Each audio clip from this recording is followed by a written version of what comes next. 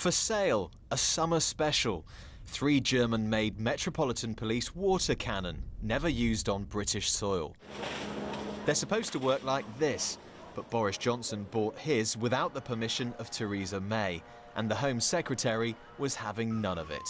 Something she enjoyed recalling as she argued she was the best person to lead the country through Brexit. I know other people have also negotiated in Europe. I mean, I think Boris negotiated in Europe. I seem to remember last time he did a deal with the Germans, he came back with 3 nearly new water cannon.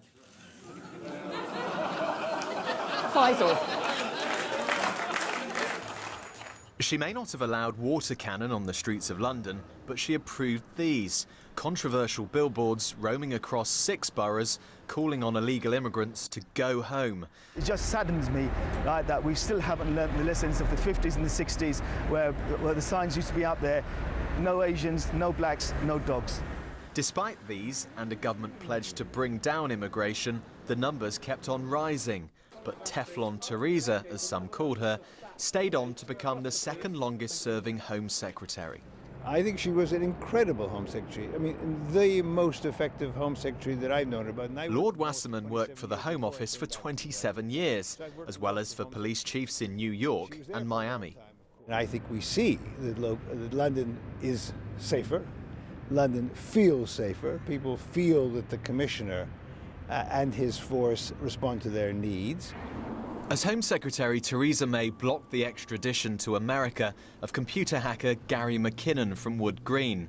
She helped deport the radical cleric Abu Qatada, who preached at Finsbury Park Mosque. As Home Secretary, her main responsibility has been to keep people in London and people in the UK safe, and I think she's done very, very well. It really hasn't been her role to bring communities together. One of the things that she has done very well is to mainstream the tackling of Islamist and far-right radicalisation and not just make it an issue about religion and faith. Theresa May clashed with the Commissioner over the use of stop and search. The Met said her department didn't understand its approach. There was no misunderstanding here. Police officers booed the Home Secretary in 2012 over funding cuts.